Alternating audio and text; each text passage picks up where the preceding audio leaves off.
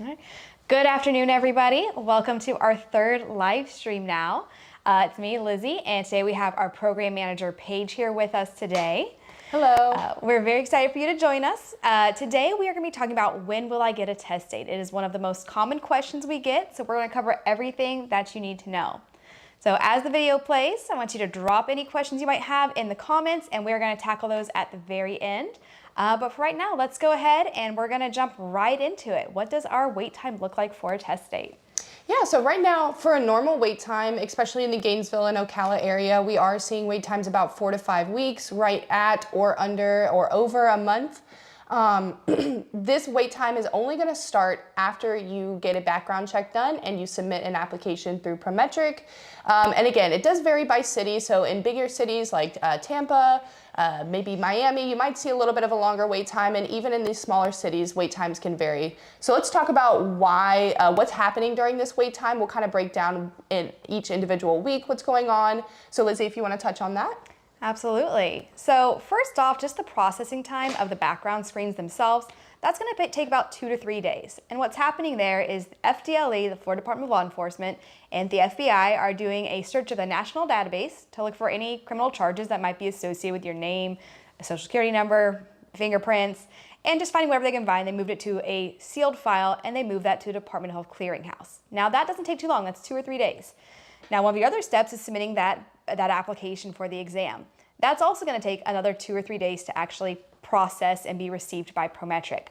Now, once both those items are received, which again is going to be a few days now, you now start the review process. Both those items get sent to the Florida Board of Nursing for them to review. It's going to take 2 or 3 weeks just to review that, right? And if you have any additional paperwork that's associated with that, it might take a little bit longer.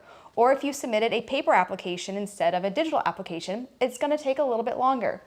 But after 2 to 3 weeks of just being reviewed and they give you the stamp of approval and they say, yes, great, you are good to take that exam, then they have to notify Prometric. And they're going to say, yes, Prometric, this person is good to test. That's going to take about a week. It's going to take about a week for Prometric to then update their system to show, yes, you've been approved.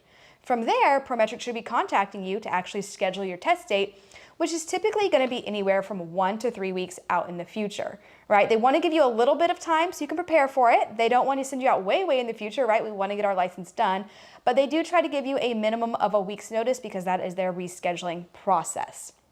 Now, we did say 4 to 5 weeks is pretty typical, but sometimes there are things that slow this down. Sometimes things that are actually outside of your control. So you deal with this a lot, Paige, so do you mind touching on that? Yeah, sure.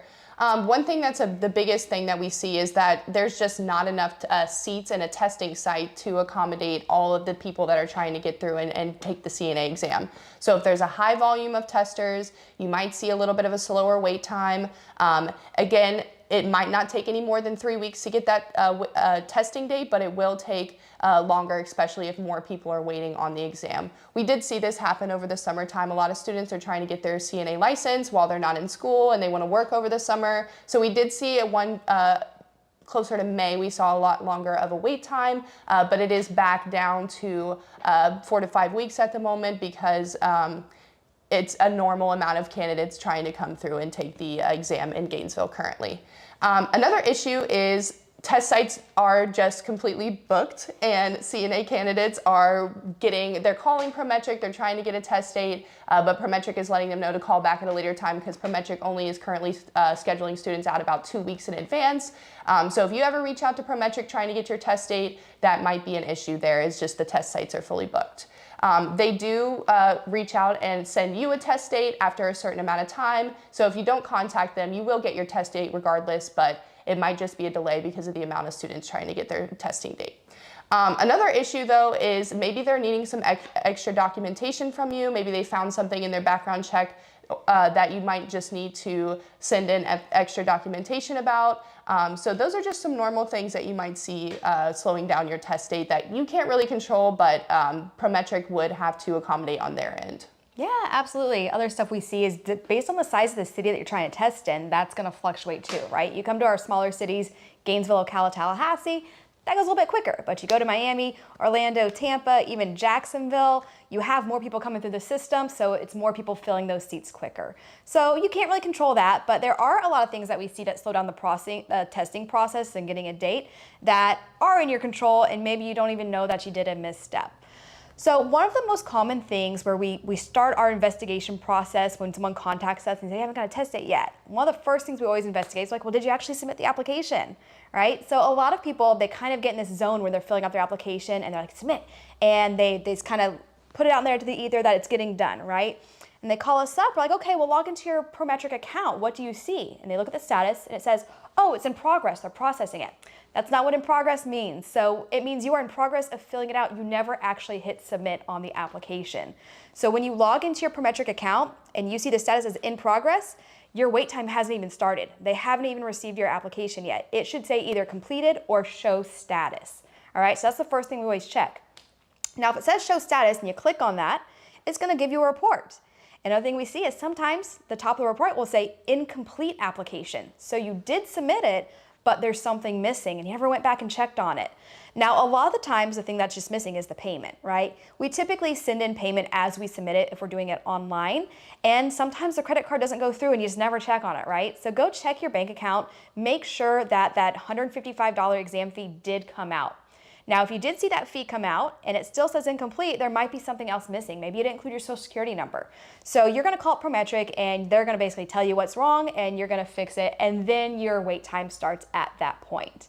But if all that looks good, let's say you go in there and it does say complete, right? Show status, it was submitted, the thing is complete, and now it's showing pending approval. Whenever it says pending approval, that can mean one of two things. One, they are waiting on your background screen results, or two, they're actually just reviewing your application. So first I'm gonna talk about the background screen results, right? If you call Prometric and they're like, hey, why does it say pending approval? And they say, oh, I didn't get the background screen results. But you know that you did that background screen. It's very possible and likely that maybe you didn't initiate it through the CHI system. This is a big error that we see because the CHI system is fairly new. It's only been around for about a year. And the CHI system is essentially letting when you submit your background check itself, it's essentially letting the Department of Health Clearinghouse, which has that background screen file, know that you are intending to test. If you don't initiate the system, they don't know that you're trying to test. They don't know to send it on for review. So it's just been sitting there in the clearinghouse the whole time. Now, if that looks good, if you went on the CHI system, it's been done and it still says pending approval, there's a possibility it could be held up at the Department of Health. Possibly your background screen results did not connect to your Prometric application properly. Maybe there was a typo. Maybe we didn't get that social security number correct, or it's missing some information. So if that's the case, you're then gonna have to contact the Department of Health Clearinghouse, get whatever the issue may be cleared up, then they move it on to the next step, and then that's when your 4 to 5 week wait time is gonna start at that point. So what is a good way to really navigate and pinpoint where the issue may be? I did just talk about a few of our common errors we see, but there's a ton of agencies involved in this process, and everybody goes through the system kind of on their own a little bit, so it's really hard to pinpoint where the error may be.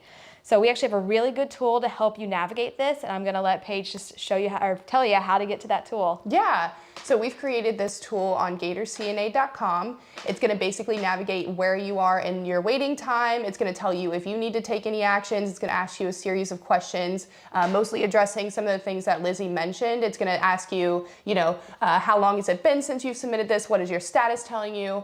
Once you answer those questions, it will guide you into what your next steps are. It might tell you, hey, we need you to send out this email template to the Department of Health, or hey, we just need you to wait a little bit longer, or you need to go back and call Prometric and make a payment.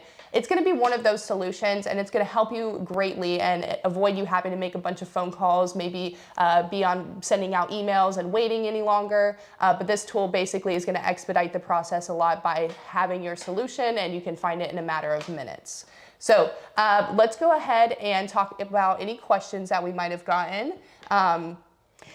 Yeah, so I don't see any questions right now, but if you do think of anything, if you're watching this in the future, not live, go ahead and drop them in the comments. We are gonna be reviewing those, and we do plan to address them in future live streams. Yeah. So anybody who was watching this today, just thank you for your time. Thank you for watching. Our next live stream is actually gonna be next Wednesday, July 29th at 1 p.m. And we're gonna discuss really how to prepare for the CNA exam. All right, and lastly, if you're enjoying these live streams, we really want you to check out our free preview of our SurePass on GatorCNA.com, so go check that out. And it looks like we did get a question in, which is, what is the job market like in Florida for CNAs? I would say it's pretty in high demand, and that's one of the reasons that in Florida you're able to challenge the exam and test out of the 120-hour training. There is a constant need for CNAs. Yeah, so we actually host in Gainesville, we host a hiring fair once a quarter where it's people specifically looking just to come out and hire new CNAs. Now, obviously we don't do this statewide, but you hop on Indeed or any other job search place, people are always hiring for CNAs. We have such, I would say an aging population in Florida, so we really need those CNAs out in the job field. All right. Well, thank you everybody for your time. And if you've been enjoying our videos on YouTube, check out a free preview of our full comprehensive online course, GatorCNA On Demand SurePass at GatorCNA.com. Thank you and have a great day.